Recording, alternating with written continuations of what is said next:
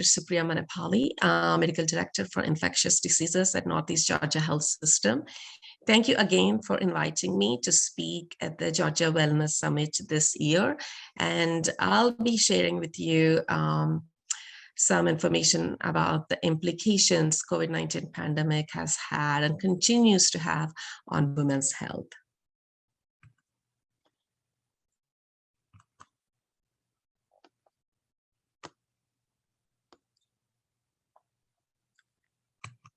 I have no relevant disclosures. I was hoping by the time I'm doing this talk, those arrows that are pointing up would be looking in a different direction, but here we are again.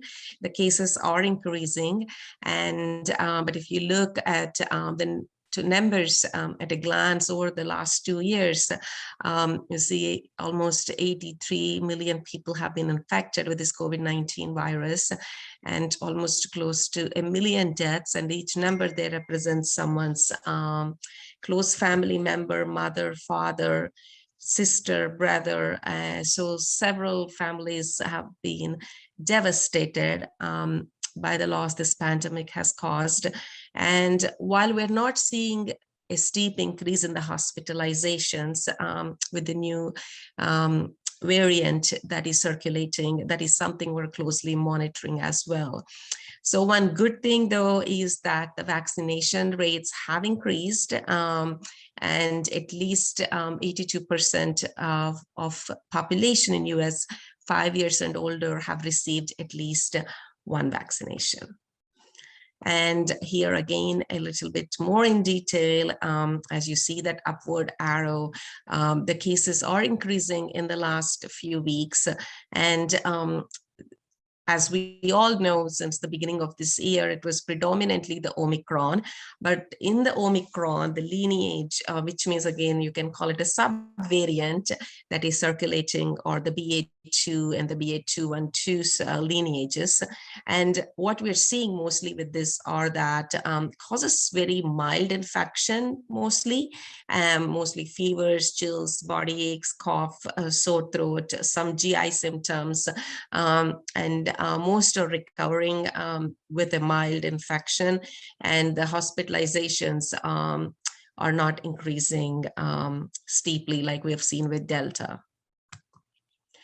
And if you look at the cases, we see here that the red bars represent the number of cases, and the blue bars are the deaths. While more cases were seen in women, you see here that deaths were more in the men. And again, when it comes to why more cases were seen in the women, again, it could be various factors. Again, women are the primary caretakers, caregivers at home in most families, so they have an increased risk of exposure there if they're caring for someone who is sick. And also just the changes in how our bodies react to the virus, and the immune response to the virus also varies between men and women.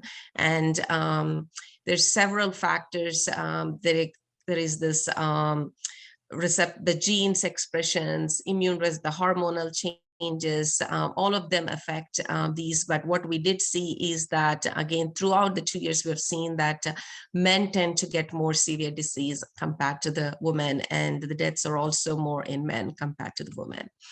And if you see again here at the age groups, while the number of cases we're seeing more in that 18 to 29, and then up to the 64 years, those who are more, but the deaths are more again in the older population, those 65 and above are at highest risk of dying from the infection. But I really hope with the new variant, what we see are more infections, but most of them stay mild, and people recover without requiring hospitalizations.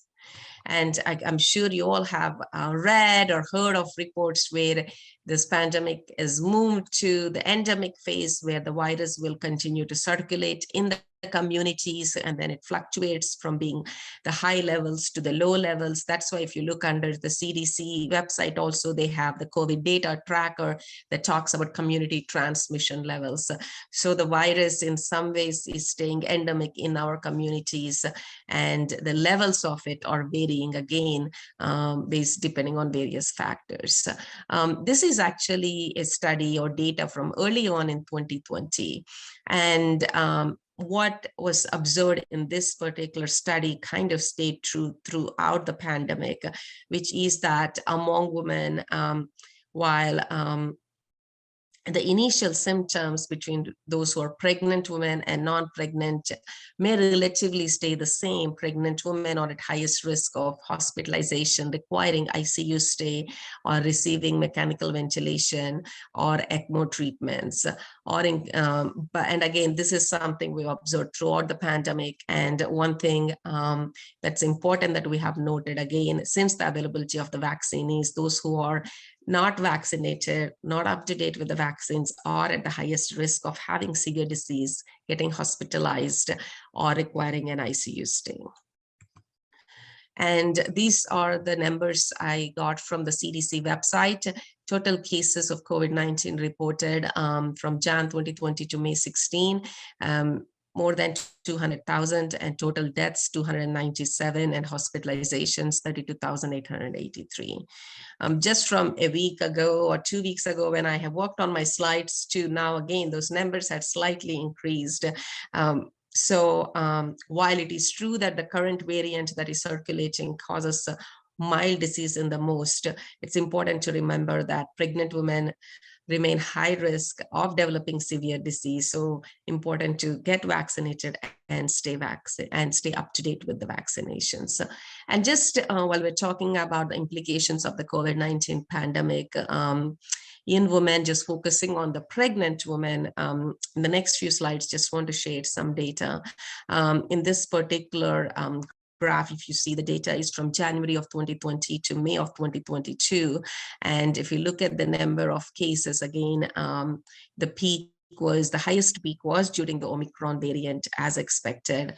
But if you look at this next slide, the highest number of deaths were seen during the Delta surge, which was in 2021, starting from July, and went on up to November of 2021. And we saw even at our health system, and I've heard from several colleagues,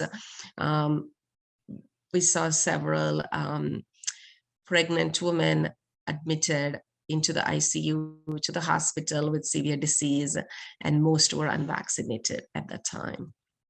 And again, this graph also continues to show that pregnant women are increased risk of ICU admission, requiring mechanical ventilation or an ECMO treatment.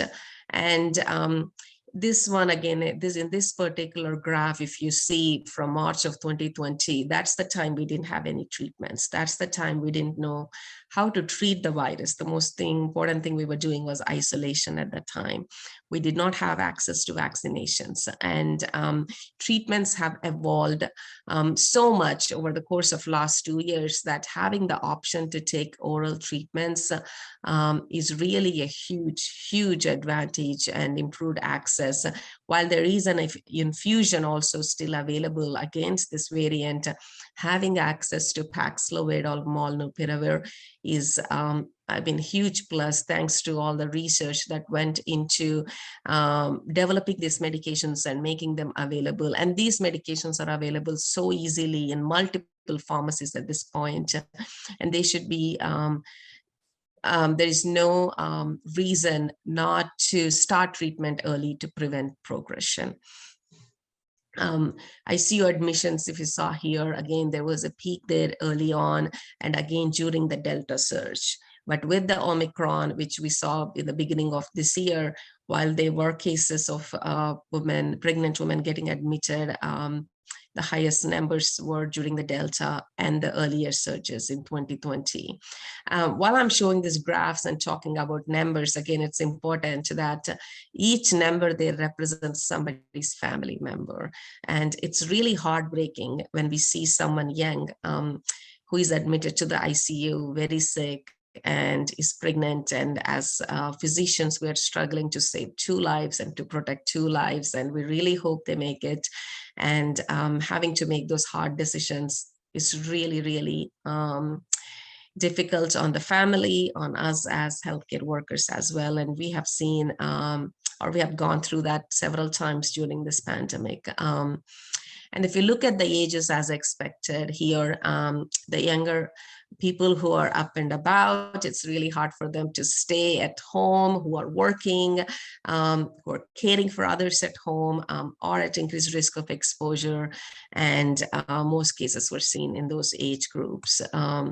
And then when we look at pregnant women by race, ethnicity, here if we see most of the cases were in Caucasian, followed by Hispanic, and then African American. In our community with the earliest surge, we noticed a trend that most of the patients that were being admitted were Hispanic, and several from the same family. We also saw that a lot of them worked. We are in Gainesville, the chicken capital of Georgia, and we saw that several of them worked in that industry. So we did a lot of community campaigning for testing, education to raise awareness about mask use, monitoring of symptoms, getting tested early. So a lot of work and effort went into that in our communities early on.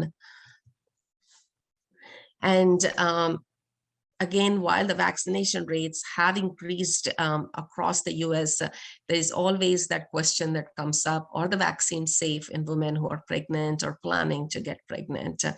We all must be reassured that there is data from thousands and thousands of vaccinations that have been given. CDC continues to monitor the data. There's various safety monitoring systems in place, and they all have proven again and again that vaccines, the currently available COVID-19 vaccines in the US, are safe in pregnancy or those who are planning to get pregnant. And the vaccine itself does not cause COVID-19 infection because it does not have the virus in it, and they also cannot make anyone sick with COVID-19. We all may have heard of somebody who went and got the vaccine today, and then they develop the infection tomorrow, and that's 2 days later. That's most likely because they've already had an exposure before. And also, once you get the vaccine needs time, 1 to 2 weeks, for it to develop the immunity. So it's not failure of the vaccination or the vaccine causing infection. It's just that it's a coincidence where someone who got exposed developed the infection around the same time as getting the vaccine. Also, as we all know by now, any of us who've been vaccinated, after we get the vaccine, as the body is building the immune response, we develop some symptoms of some fever, some muscle aches, and that just indicates the body is developing the immunity, not necessarily COVID-19 infection. And as I mentioned here, both the 3 vaccines that are available in US, Pfizer, Moderna, the mRNA vaccines are recommended over the J&J vaccination. And the vaccines are safe in pregnancy, and several studies have been published showing that, and the monitoring continues. And it's getting vaccinations not only protects the pregnant woman, but also the babies. And there is data to show that vaccinations are safe, not just late during the pregnancy, but also early on during the pregnancy. If someone receives the vaccinations, there is no increased risk of miscarriage or any other effects on the baby or the fetus. And data shows that receiving the mRNA vaccine during pregnancy reduces the risk for infection, severe illness for people who are pregnant. So I think the most important message is that the vaccines prevent severe infection, vaccines prevent deaths, vaccines prevent hospitalizations, and vaccines also protect the babies for at least up to 6 months that we know, where the maternal antibodies are transferred. So the baby is also all protected. And recent studies compared people who are pregnant and received an mRNA vaccine with people who do not get the vaccine, and studies have shown lower risk of infection from the virus that caused COVID-19 and in the pregnant women who got the vaccination. And again, vaccination during pregnancy builds antibodies that might protect the babies as well. And when the women who are pregnant receive the vaccination during pregnancy, then studies have shown that antibodies made from the pregnant person that received the mRNA vaccine were found in umbilical cord blood. This means that the COVID vaccination during pregnancy protects the babies also.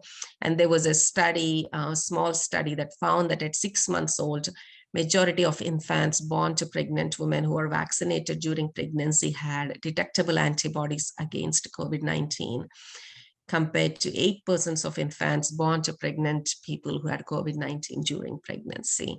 I know there is that debate about natural antibodies that we develop following natural infections, antibodies we develop following vaccination. While I humbly accept that the science continues to evolve even after 2 years, and the debate will continue, we have to recognize and accept the importance of getting vaccinated and the protection the vaccines confer to those who are at high risk. There is new data shows that completing a 2-dose primary mRNA COVID-19 series during pregnancy helps protect babies younger than 6 months from hospitalization during COVID-19. And in this particular report, the majority, 84% of the babies hospitalized with COVID-19 were born to pregnant people who were not vaccinated during pregnancy. It is true that most of the infections in children are mild, but still it's important that we protect the babies, and pregnant women getting vaccinated helps protect babies due to transfer of the antibodies. The other thing that continues to evolve and we all continue to adapt is the guidance. As we learn more and more about the vaccinations, their effectiveness, how long the antibodies last, the new variants that are coming into the play, the guidance, while it can get confusing from time to time, it is important to note that CDC, our researchers, are staying on top of it and providing us with the most up-to-date and updated guidance as things change. That is one thing about science. Change is constant and we have to update ourselves. And as it's important that women speak with their primary care physicians, OBGYNs, if they're pregnant, and seeing them to make sure they're aware of the most up-to-date vaccination schedule that is recommended by CDC, and follow that and stay up to date with the vaccines. It's not just with the first and the second doses, but also the third dose, the booster, and if they qualify also for the fourth dose. Again, extremely important to stay up to date with the vaccines, not just get the first 1 or the 2 doses. Studies based on, again, as I said, change is constant. We have to keep updating ourselves. Pfizer and Moderna, which are the mRNA vaccines, are preferred over the J&J vaccine for primary and booster vaccination, but J&J vaccine may be considered in some situations. Anyone 5 and older in US has access to the vaccination.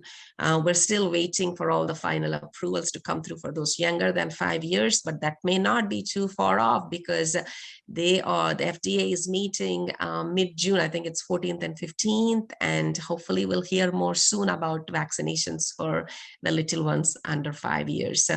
And there also has been a recent approval for a booster dose for those 5 to 11 years as well. So please, again, talk to your pediatricians and stay up to date with the vaccination. That is the most important thing, not just getting incomplete vaccinations is not going to help protect us long term. The reason why mRNA vaccinations are preferred over the J&J is because of the possible causal relationship between the J&J vaccine and a rare and serious adverse event, blood clots with low platelets, that was observed in some following the J&J vaccine. It occurs at a rate of 3.83 cases per million J&J doses and has resulted in deaths in some. So if mRNA vaccinations are not contraindicated, those are the recommended vaccines. That's the Pfizer or Moderna. And when do we consider J&J vaccination? When we cannot get the mRNA vaccine. We had severe reaction after an mRNA vaccine dose, or a severe allergy to an ingredient in the mRNA vaccines, or if we would remain otherwise unvaccinated, because of limited access to the mRNA vaccines, or someone is aware of all the risks with the J&J, but still would like to get it despite the safety concerns and would otherwise stay unvaccinated. If not, then these are the scenarios to consider the J&J vaccination. I know initially the convenience of the preference of one needle stick, one dose was something that prompted or tempted many to pursue the J&J vaccination, but as we all know by now, that also requires boosters. I think this is one thing that makes me really happy to see, and I hope these numbers continue to increase. More than 95% of those above 65 years are vaccinated, and again, the numbers are more than 80% have received at least one dose of the COVID-19 vaccine. This is those 5 and above where the vaccines have been currently approved. And but it's not just getting the one dose. I know I sound like a broken record, but that is so important to note that it's not just getting the one dose or the second dose. It's about staying up to date with the vaccines. That is important. I've been also asked to briefly cover long haulers. While research is still going on about learning more about who develops this, why they develop this, and again, how to manage long haulers, because the symptoms that can be seen are so widespread and varied. Some of the long haulers have breathing issues, difficulty breathing, cough. Some have tiredness that stays on for months, and some have muscle aches, chest or stomach discomfort. Some develop heart palpitations or altered heartbeat, and some of them have developed like pins and needles feelings, GI symptoms like irritable bowel, change in taste and smell that lasts for several months, dizziness or lightheadedness when standing, difficulty sleeping, rashes, mood changes, changes in menstrual cycle, headaches, brain fog. The symptoms, this thing have been so varied. I know my mom actually, her post-COVID sequelae were alopecia. She lost most of her hair, and she had mild arthritis, and that flared up significantly to the point she now needs a joint replacement. So those were her post-COVID symptoms. But I've heard from my patients, family members, and friends that the post-COVID long hauler symptoms are so varied. So where they seek help really depends on what they are experiencing. I had to send some of my patients to a neurologist, some to the pulmonologist, some needed psychiatry help and cardiology. So it really is varied. But if someone has had COVID-19 infection and are experiencing symptoms that are ongoing that they didn't have before, should not ignore that and should get tested and further evaluated so that that can be appropriately managed. So again, when it comes to women, this was something we were observing, but again, for studies to show that in this particular study, almost 75% from the Mayo Clinic, 75% of the long haulers were women. There have been other reports from across the world where in one study, I think it was 4:1, majority were women that developed the long hauler symptoms. And not only that, the symptoms were much more prominent and more symptoms were seen in women. Again, what is the reason for that? Is this related to the strong immune responses that women elicit during the initial infection that as they progress to the long hauler stage, they do develop this type of autoimmune response that is longer lasting. Again, research is ongoing, but this is something also seen more commonly in women. We cannot ignore that. And studies have shown that when there is no test that can prove that your symptom is from long hauler, other than you have a history of COVID-19, there is no specific, like for COVID-19 acute infection, we would do a PCR test and see this, you have an acute infection. For long haulers, there is no go-to test that will confirm it is these patients have COVID-19 long hauler symptoms. It depends on that physician or provider's thorough history exam and tying all that information together to diagnose COVID long hauler patients. So again, very important that they are diagnosed and appropriate treatment started in without any delay, because what we are seeing is that even those who recover from the acute infection, COVID long hauler symptoms are leading to many changing their life. It's affecting their lifestyle, what they do day to day. It's affecting their work. Many have either left the workforce or gone part-time or changed to a different job, depending. And this is having long-term effects on health, lifestyle, financially, and several aspects of our life. So important not to ignore these symptoms if anyone notices that even after they recover from infection, they are experiencing. And it was disappointing for me to read one of the studies actually, but this is not new. It's been observed with some other diagnoses as well in the past, that sometimes in women, these symptoms, if they're present, if they're complaining of some of the mental health symptoms, they could be ignored. But I think it's important, again, that providers take these seriously and not ignore them, and provide appropriate support and help and direction without ignoring any of these symptoms. And when it comes to the pandemic effects on women's health, we all have seen in the last 2 years, yes, the effect of the virus that causes the infection, effect on the family if it spreads to the others, then the long hauler symptoms, if anyone goes on to develop those symptoms. Some studies have shown almost that 20 to 30% of COVID-19 patients can develop long hauler symptoms. While we're still studying and learning more about this, it's not just the direct impact of what the virus does to our bodies if we get infected. There is so many things that have changed in the last 2 years, and that has affected our lives. Employment losses. Studies have shown that women were more likely to report employment loss than men, as well as actually foregoing work to care for others at home. And also in some countries across the world, I've seen reports of more women and girls dropping out of colleges and schools to care for others at home. And also gender-based violence has increased during the pandemic. People are staying more at home, lockdown, and there was no difference in vaccine hesitancy or uptake between men and women, but the impacts of the pandemic go beyond just the direct effects of the virus. And women in the role of caregiver, as in most of the families at home, also remained at increased risk of contacting the virus.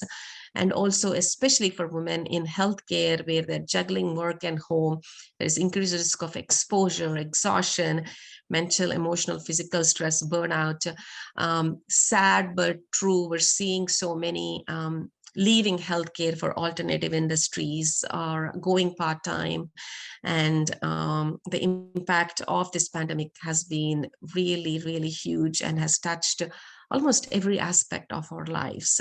And balancing work at healthcare facility, again, as we all know, healthcare facilities, through the surges, the workload has increased. And so trying to balance that and the chores at home has been a challenge, and increased risk of anxiety, depression, insomnia, burnout than their male counterparts has been noticed among women. So it's important that women take care of their not just physical health, but also mental and emotional health, seek help readily and timely when they need that, and not ignore this. I know we also tend to be tough for our own families, but we have to recognize that we have to stay healthy to take care of others. So important to seek that help timely.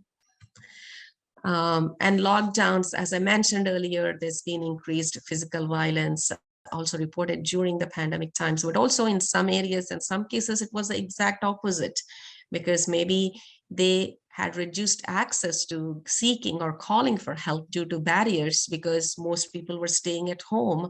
So again, that also reduced access to family planning services, leaving them exposed to unwanted pregnancies, health risks, school dropouts, access to prenatal care also was affected. And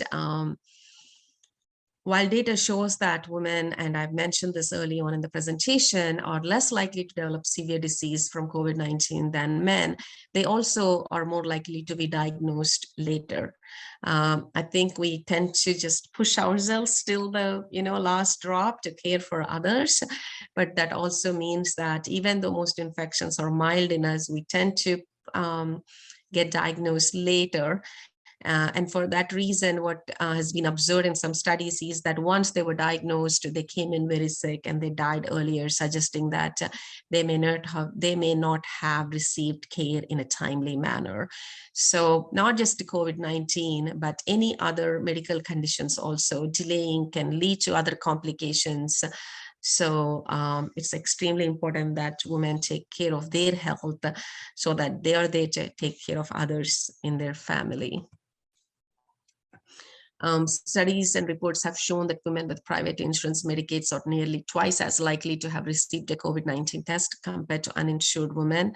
And uninsured individuals are less likely to seek a test out of the cost implications on that. And also, one thing we noticed is that throughout the pandemic, information access, it's so important. Not everybody is technology savvy, has access to the internet, can read, and we have to recognize these barriers. It's important to spread that awareness that testing is available at the public health or other sites readily, and vaccinations are free of cost, and also now that we have the medications available also without any cost, the oral medication. So it's important that we spread this information so that women do not stay at home if they have symptoms out of fear of the cost implications of that.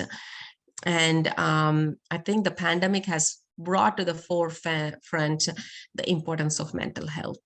Not just, what's on the news, what's happening around us, what our families have experienced, our friends and families.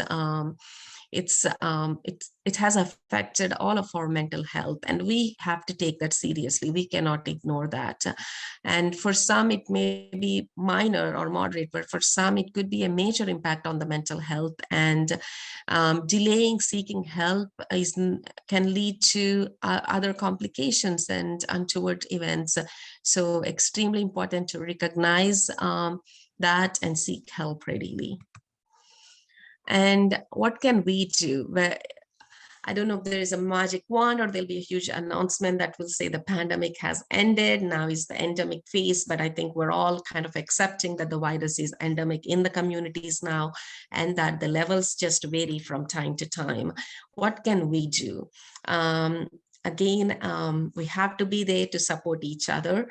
We stay up to date on vaccines, share the information, get tested early if you have any symptoms of COVID-19, isolate if positive, and stay up to date with preventive care, not just COVID-19 vaccination, but other preventive care, because this quote pretty much summed up what communities and countries and ultimately the world are only as strong as the health of their women.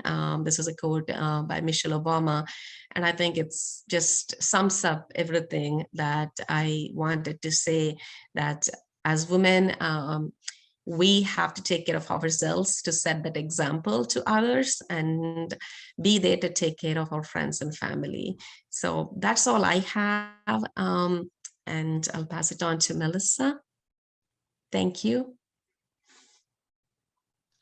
Thank you, Dr. Mannepalli. That was so informative. Thank you for providing that information. My name is Melissa Timchak. I serve as the Chief of Staff to our President and CEO, Carol Burrell, here at Northeast Georgia Health System. And I have had the honor and privilege of working side by side with Dr. Mannepalli throughout this pandemic, now into the endemic stage, as you said.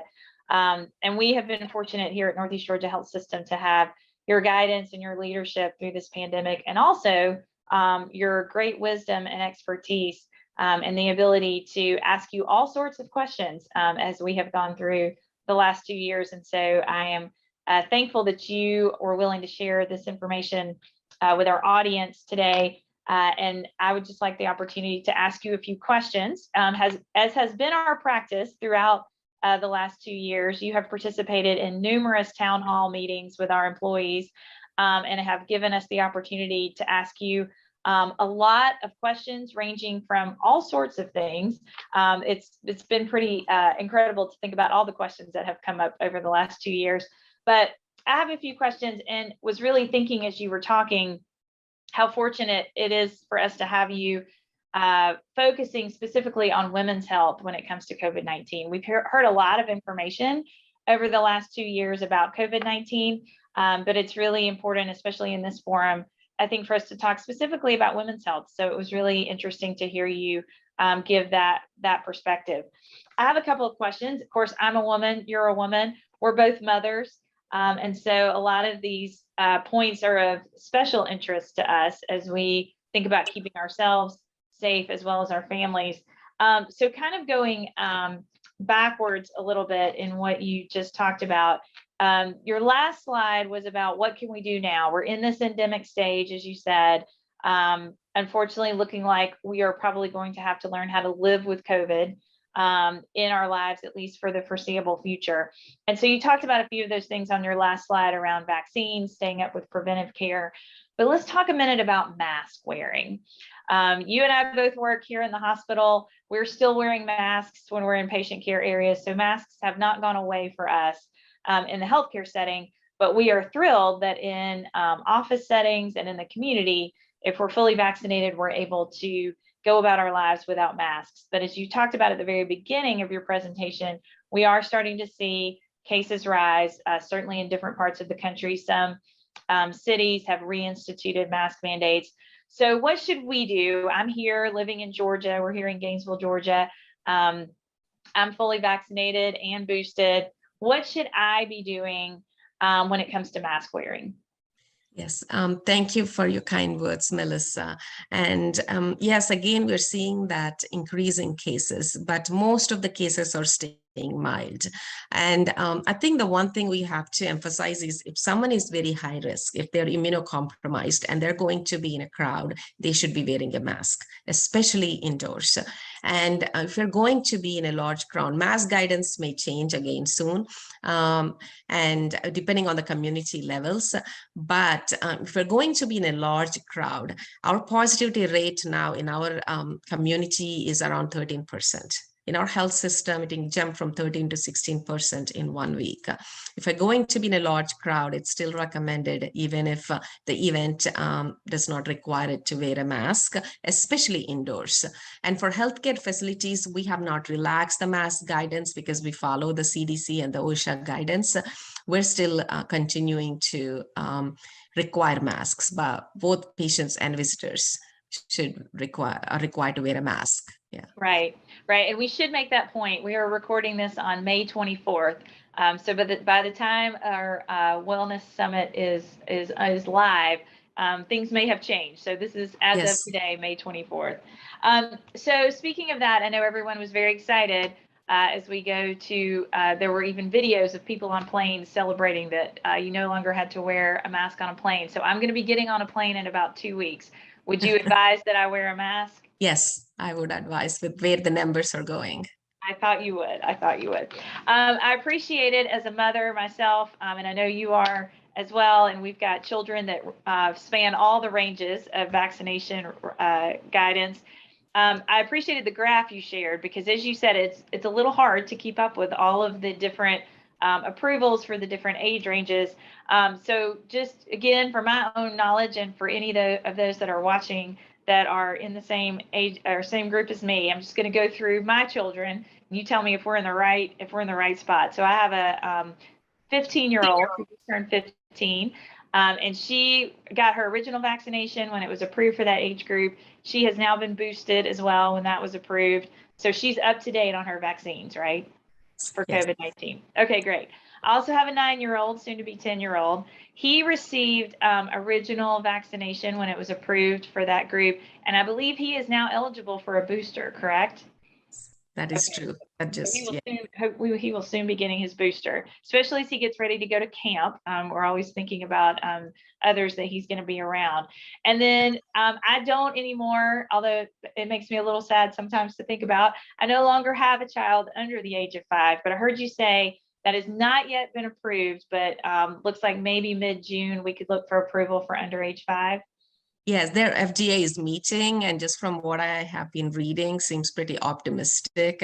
I think one of the reasons for the delay is children, they're not just, small adults. Their immune systems work very differently. So we can just, so they really they really looked into what's the right dose that elicits enough immune response with as minimal or no side effects, especially because we're talking about mRNA vaccines. And we have seen that in young men, especially, there were some reports of the heart inflammation or heart muscle or lining inflammation. While it's a rare event, to minimize that risk, that's why when the approvals came for the 5 to 11-year-olds, the dose was lesser than what was for the older teens. And for those younger than 5 years, that's why titrating the dose, getting it right, all of that, they took their due diligence time to make sure they get it right. Okay, good. And that, to clarify, will just be from age 6 months up to age 5, right? Younger than 6 months yes. are not included in this trial.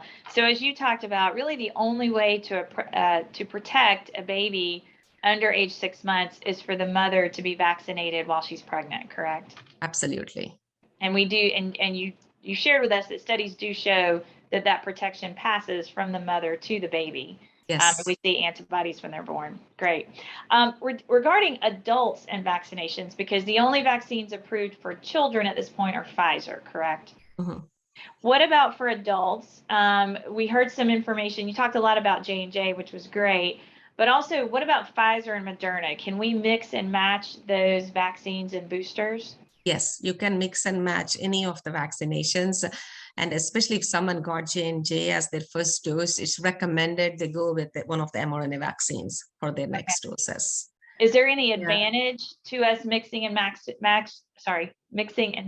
between Pfizer and Moderna, or is there any advantage to that, or just stay on the same path, or whatever is available? They're all very good vaccines in preventing severe disease.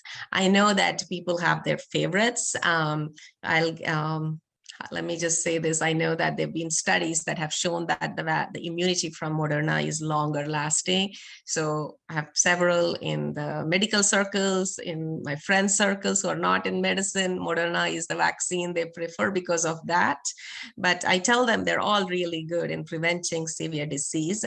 Actually, there are some who actually favor, because Moderna elicits that stronger immune response that stays longer, some of them post-vaccination felt for 2-3 days they felt like they really were down with fever, and so they have actually recommended some to go with Pfizer for the next dose because they had a strong post-vaccination symptoms, so they went with Pfizer. So they're all safe vaccines. There's just some personal choices there about matching. Yeah. So speaking about the lasting effectiveness, so as I again think about my own personal life and how I'm navigating this. So my husband is 50, a little bit over 50. So a fourth dose or a second booster, I guess, however it's phrased, was recently approved for those over 50. Yes. Mm-hmm.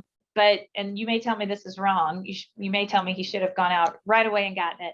But as we sometimes think about the flu vaccine that we get year after year, sometimes those of us are trying to gauge the right time to get that flu vaccine as we think about going into flu season and wanting that effectiveness to last through flu season.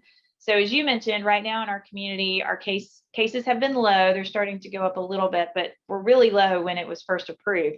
So my advice to him was maybe we should wait a little bit on the booster until we maybe are getting closer to another surge so that we're sure that you've got good effectiveness going into that surge.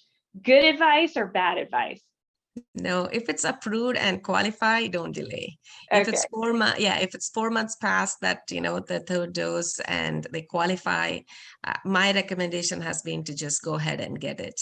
Right. It is true that we're still learning so much about this, vaccinations, how long the immunity lasts. But also, if we have seen how when these surges happen, either they can happen quickly or it's just there's no need to delay. Even when it comes to the flu, that's something that comes up every year.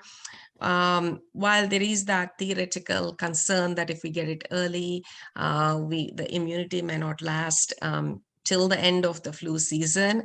The recommendation is to go ahead and get the vaccine as soon as it's available for the flu as well. Okay. Well, as I mentioned, we're about to get on a plane, so I told him to go ahead and get Yes. one as we get Oh, ready good. for travel. Very good. So he will get a second Good. booster. You talked about long haulers. I had a question about that. Does the long hauler, do those symptoms typically appear in those that had severe infection, or do we see long hauler symptoms showing up in those that had mild disease, or maybe even was an asymptomatic case? Anyone. Wow. Any one of them. Actually, one of the patients I had, that was the question we had, because he had some upper respiratory infection March of 2020. He had traveled to New York. We didn't have access to testing at that time readily, so he never got tested. And then he developed this spectrum of symptoms that didn't fit in anywhere. But we could never go back and prove he had the infection, except he had traveled to a state that was having an outbreak. Wow. I mean, he was symptomatic, but his symptoms were mild at that time. And actually, if we go theoretically, what we are also seeing is that those who have mild, like especially women, most of them tend to have mild infections, mild to moderate, compared to men who tend to have more severe infections. The strong immune response can sometimes lead to the long hauler, that autoimmune immune response continuing for months. So and then with those who develop severe infection, who end up on the ventilator, what we're also seeing is that they may have scarring in their lungs, they may have muscle wasting, they may have long-term sequelae just from their prolonged hospital stay and the medical complications from the severity. Wow. So that's really, I guess, concerning that you could be a long hauler even though you did not have severe infection, or may not have even known you had COVID at all. Wow. Again, another reason it's very hard to diagnose, I'm sure. It's very hard to diagnose. I think if they never knew they had COVID, it's hard to know why suddenly they're having some. Right. So you and I had a very similar conversation for the summit last year. Of course, things were very different and have changed a lot. I do think that there were so many questions last year around vaccination and pregnancy. And it does feel like there's more acceptance now among those who are pregnant. Although having been pregnant myself, and I know you as well, you're always so concerned about what you're doing when you're pregnant and don't want to do anything that might harm your baby. You provided great information about the reasons why pregnant women should get vaccinated and why they are at such high risk themselves for their personal health. Are you also seeing, are we seeing, and it may be too early yet, are we seeing a correlation of those who had COVID and experienced miscarriage? So we have seen some cases of those who had COVID infection when they're pregnant and experienced miscarriage. At that time, when we discussed with our OBs, they said that those numbers were not increased from what they saw in those without COVID. So, but then we were clearly seeing a certain they were hesitant to say this is from COVID because these things the miscarriage can happen without COVID-19 also, infection also. But there have been some studies that have shown that the COVID infection can cause in the placenta, in the villi, it can cause some thrombosis and some changes that can lead to fetal death. So the infection, not just COVID and these women actually had mild COVID. We're not talking about women who were on ventilator, who were admitted because their oxygen was low. They had mild COVID infection that they got better, and then they had a fetal loss. And I think during the last surge, over 2-3 weeks, we had several that experienced that, and we started looking into that more. It's been, we always report this to the registry also, so that across the nation it's being monitored. But whether it's been concluded as related to, I feel from a medical standpoint, from what I have observed from discussing with OB colleagues, there is a causal relationship, whether it's been proven or not. Wow, so more to come on that. I know our time is almost short. Quick question, you talked about latest treatments. So thankful to have so many good treatments available now. Monoclonal antibodies, is that still something people should ask for? I know there's over-the-counter medication. So the most important thing is just contact your doctor right away for treatment. I think so. Contact the doctor based on their medical conditions and risk factors. They will recommend the best treatment. And are there treatments even if you have mild symptoms, or do you have to have more severe symptoms for treatment? No, we don't want to wait until they have severe symptoms. Want to have that as well. Okay, well, I'm going to throw you a curveball as we end. Just because we've got you're an infectious disease expert, and it's on the national news right now. Do we need to be worried about monkeypox? We were just talking about that in our infection control circles now. I hope not. I really hope not. I think this virus, it's high time this virus has behaved for some time. But I know that CDC is monitoring the situation. Like with any new virus threat, what we do is, the most important thing is we let our providers know, so we communicate with just to be on the lookout for that in someone presenting with a rash, fever, lymph nodes enlarged, because the last thing we want is something like this that can easily spreading to others.